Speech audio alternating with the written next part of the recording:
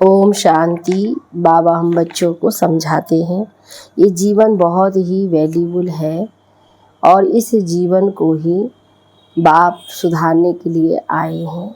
हमारा जीवन जब एकदम नीचे पतित हो जाता है तब बाबा हमारे जीवन को इतना श्रेष्ठ ऊंचा बना देते हैं, जिसको कहते हैं कौड़ी से हीरे जैसा। तो बाबा की याद से ही हम आत्मा जो एकदम पतित बन गए हैं, कौड़ी तुल्य बन गए हैं, तो वो आत्मा हीरे तुल्य बनती है बाबा की याद से। इसलिए बाबा कहते हैं बच्चे बाबा की याद में रहना है और अपने में विशेष ध्यान देना है कि हम आत्मा किसी को दुख तो नहीं दे रहे हैं।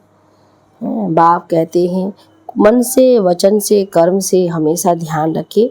अपना रजिस्टर जो है देखना है, ध्यान देना है, कोई किसी को दुख तो नहीं हम दे रहे हैं। बाकी अपना समय इधर उधर वेस्ट ना करके बाबा की याद में अपने मन को, समय को लगाना है और सबके जीवन को श्रेष्ठ बनाने के निमित्त बनना है, श्रेष्ठ कर्तव्य करना है। तो सुनते हैं बाबा के आज 17/9/2022 के साकार महावाक्य। बाबा बोले, मीठे बच्चे, तुम्हारी यह लाइफ मोस्ट वैल्यूबल है। तुम्हें इस जन्म में कौड़ी से हीरे जैसा बनना है, इसलिए जितना हो सके बाप को याद करो। प्रश्न में किस एक बात में खबरदार ना रहने से सारा रजिस्टर खराब हो जाता है? उत्तर में अगर किसी को भी दुख दिया तो दुख देने से रजिस्टर खराब हो जाता है। इस बात में बड़ी खबरदारी चाहिए। दूसरे को भी दुख देना माना स्वयं को दुखी करना। जब बाप कभी किसी को दुख नहीं देते तो बच्चों को भी बाप समान बनना है। 21 जन्मों का राज्य भाग्य लेने के लिए एक तो पवित्र बनो, दूसरा मनसा वाचा कर्मणा किसी को भी दुख ना दो। गृहस्थ व्यवहार में बहुत मीठा व्यवहार करो। गीत बजा है तकदीर जगा कर आई हो। ओम शांति। तुम जानते हो कि हम आत्माएं अपनी क्या तकदीर बनाकर आए हैं। अभी फिर नई दुनिया के लिए हम तकदीर बना रहे हैं। यह भी जानते हो वह है जिस्मानी लड़ाई पर, तुम ब्राह्मण हो रूहानी लड़ाई पर। नई दुनिया का मालिक बनने के लिए, रावण पर विजय पाने के लिए तुम लड़ाई पर हो। बाप इस समय सम्मुख बैठकर समझाते हैं तो ठीक लगता है, बाहर निकलने से कितनी अच्छी अच्छी पॉइंट्स भूल जाते हैं तो मुरझा जाते हो। बाप है श्रीमत देने वाला, नई दुनिया का स्वराज्य देने वाला। स्व अर्थात आत्मा कहती है पहले मुझे गदाई थी, अब राजाई मिलती है। उनको गदाई क्यों कहते हैं? बाबा कहते दुनिया में जो चीज़ें वो उसको गदाई क्यों कहते हैं? गधे का मिसाल देते हैं क्योंकि गधे को श्रृंगार कर धोबी लोग कपड़े की गठरी रखते हैं। गधे ने मिट्टी देखी तो मिट्टी में लथड़ी लगाने लगते हैं, यानी लेट जाते हैं। तो यहाँ भी बाप आए हैं बच्चों को स्वराज्य देने, यानी श्रृंगार करते हैं। चलते चलते बच्चे फिर माया की धूल में पड़कर श्रृंगार सारा खलास कर देते हैं। बच्चे खुद भी समझते हैं कि बाबा हमको श्रृंगारते बहुत अच्छा है, फिर माया ऐसी प्रबल है जो हमें लथेड़ कर श्रृंगार खराब कर देते हैं। सबसे बड़ी धूल है विकार की। तुम्हारी लड़ाई है ही खास विकारों से। बाप कहते हैं काम विकार महाशत्रु है। कैसे शत्रु बना यह कोई भी नहीं जानता। बाप ने हमको स्वराज्य दिया था, अब गवाया है। फिर बाप आकर विकारों पर जीत पाने की युक्तियां बताते हैं। वास्तव में तुम्हारी लड़ाई काम महाशत्रु से है।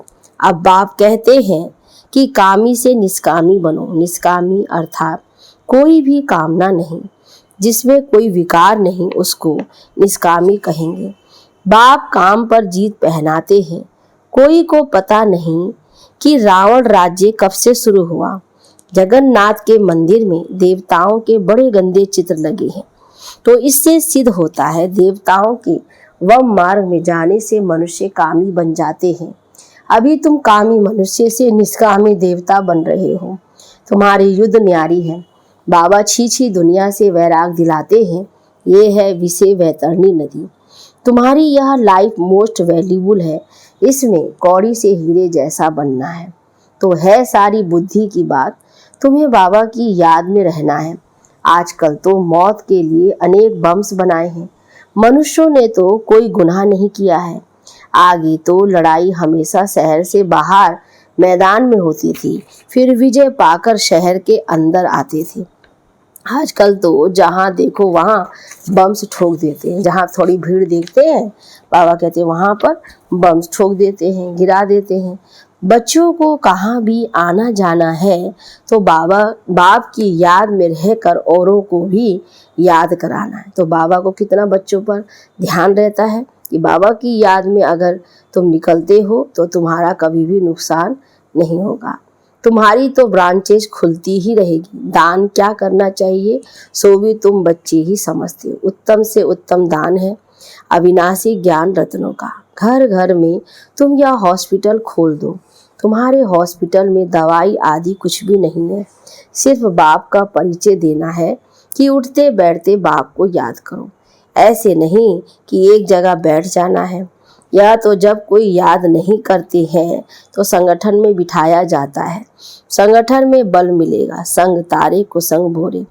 बाहर जाने से फिर भूल जाते हैं।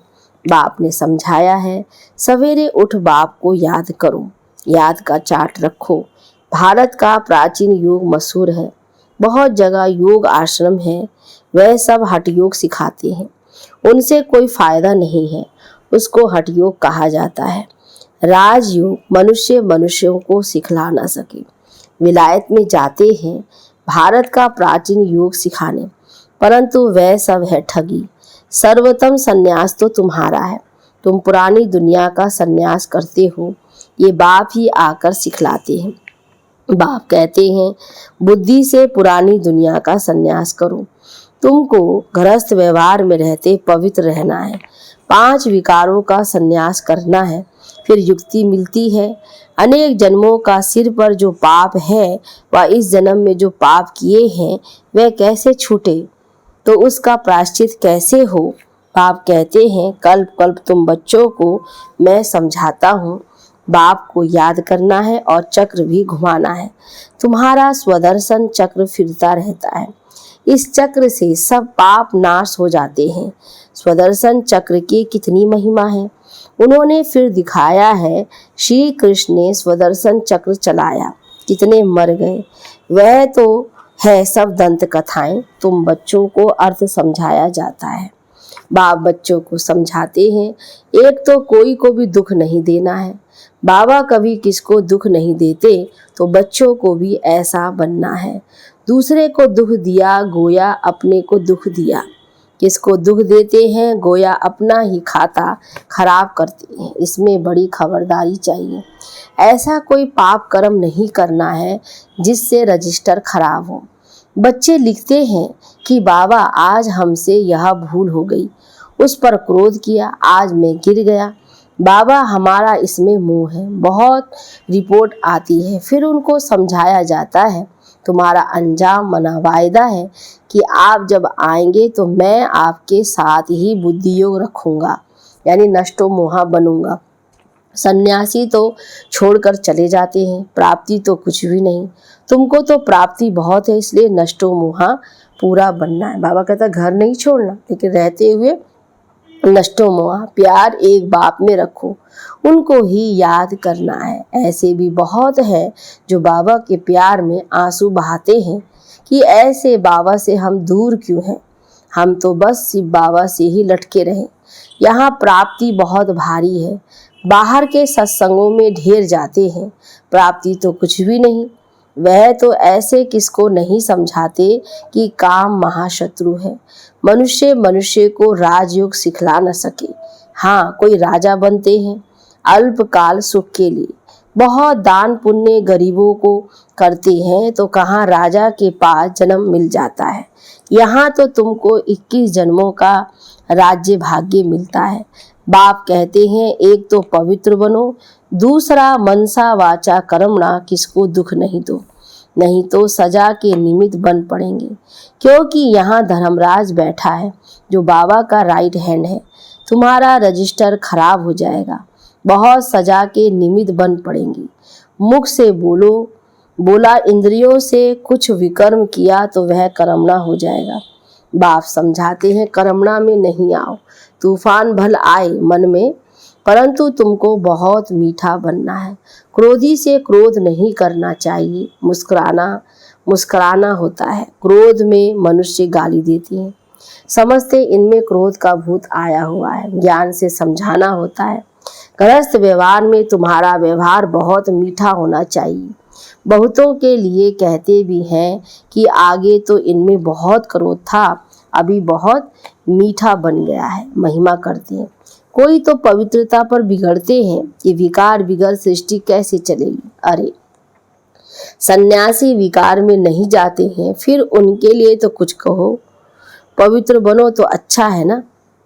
यहाँ तो घरबार भी नहीं छुड़ाया जाता है, बस मीठा बनना है। सबसे एक बाप को याद करना है, वह है रचयिता, हम है रचना। वर्षा बाप से मिलता है, भाई भाई से वर्षा मिल ना सके। गाते भी हैं हम सब भाई भाई हैं, तो जरूर बाप भी होगा ना। ब्रदर्स बाप बिगर होते हैं क्या? अभी देखो तुम कैसे भाई बहन बनते हो। वर्षा दादी से मिलता है, मुख वंशावली ठहरे। गाया भी जाता है प्रजापिता, इतनी सारी प्रजा है तो जरूर एडाप्टेड होगी। कुख वंशावली हो ना सके। तुम ब्राह्मण फिर देवता बनते हो, या बाजोली तुम खेलते हो। ये चक्र फिरता रहता है, इनको नई रचना कहा जाता है। तुम बच्चों की तकदीर अब अच्छी बन रही है, नर से नारायण बनने आए हो, ये है एम ऑब्जेक्ट। लक्ष्मी नारायण बन रहे हो, चित्र सामने खड़े हैं, फिर ये क्यों कहते हैं कि साक्षात्कार हो तब हम माने। अरे तुम्हारा बाप मर जाए तो चित्र तो देखेंगे ना, ऐसे थोड़ी कहेंगे कि वह बाप जिंदा हो जाए। बाप का दीदार हो तब माने। बाप को देखना है तो नौदा भक्ति करो, तो बाबा वे साक्षात्कार करा देंगे। परंतु साक्षात्कार से होगा क्या? यहाँ तो तुमको साक्षात्कार होता है, तुम सो देवी देवता प्रिंस प्रिंसेस बनेंगे। तो ये समझने की बातें हैं, तुमको इस धुन में ही रहना है। तुम तो जानते हो कि अभी राजधानी स्थापन हुई नहीं है, अभी लड़ाई लगी ही नहीं सकती। कर्मातीत अवस्था अर्जुन कहाँ हुई है। अभी तुम देखेंगे कि गली गली में ये रूहानी हॉस्पिटल कॉलेज खुलते जाएंगे, बाबा बुद्धि का ताला खोलते जाएंगे, ब्राह्मणों की वृद्धि होती जाएगी। ब्राह्मणों को फिर देवता बनना है, तुम्हारे में भी ताकत आती जाएगी। अभी भाषण से एक दो को निकलते हैं, फिर 50 निकलेंगे। बाबा कहते हैं अभी एक दो निकलते, फिर आगे चल करके फिर ज़्यादा लोग निकलेंगे। पुरुषार्थ करने लग पड़ेंगे, होना तो है ना। गृहस्थ व्यवहार में भी रहना है, छोड़ना नहीं है। कोई निकाल भी देते हैं, परंतु इसमें नष्टो मोहा अच्छा होना चाहिए। कोई घर से निकाल भी देते हैं, धारणा अगर जो आत्मा करती है। इसलिए बाप शरण भी बड़ी खबरदारी से देते हैं। फिर कहाँ जाएंगे? फिर बाबा कहते हैं बाबा के घर में रहो, लेकिन इसमें देखना भी पड़ता है किसको रखना चाहिए, नहीं तो फिर यहाँ आकर तंग करते हैं। बच्चों को भी बहुत मीठा बनना है। तुम्हारा ज्ञान है ही गुप्त, कान में मंत्र देते हैं ना। तुम भी किसको कहते हो? शिव बाबा को याद करो। आगे चल सिर्फ कहने से ही बुद्धि में ठका हो जाएगा और झट पुरुषार्थ करने लग पड़ेंगे। धीरे धीरे झाड़ बढ़ेगा। बच्चों को बहुत पुरुषार्थ करना है, अंधों की लाठी बनना है। नंबरवार बनते हैं ना, सब एक समान तो नहीं होते हैं।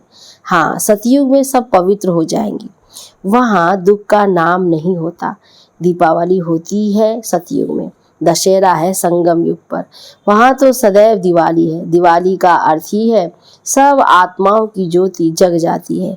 ऐसे नहीं कि सतयुग में कोई दीपावली मनाते हैं, दीवे आदि जगाते हैं, नहीं, वहाँ तो खुशियाँ मनाते हैं जब कॉरोनेशन होता है। ये ज्ञान की बातें हैं। हर एक की आत्मा साफ शुद्ध होती है, वहाँ सब पवित्र ही होते हैं।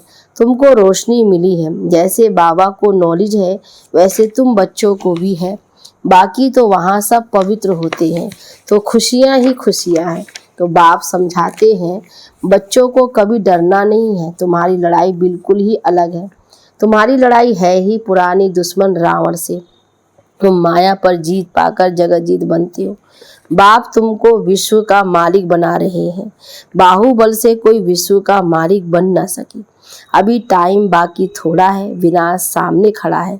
कल पहले मुआफिक हम राजयोग सीख रहे हैं। गुप्त, कितनी गुप्त पढ़ाई है, इसको कोई नहीं जानते। जिन्होंने कल पहले राज्य भाग्य लिया है वही अब लेंगे, उन्हों का ही पुरुषार्थ चलेगा।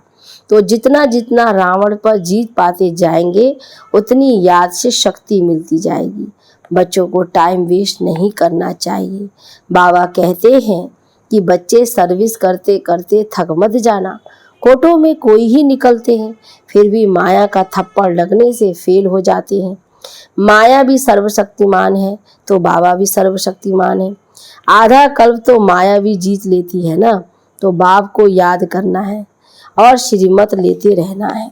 अच्छा, मीठे मीठे सिकिलदे बच्चों प्रति माता पिता बाप दादा का याद प्यार और गुड मॉर्निंग। रूहानी बाप की रूहानी बच्चों को नमस्ते।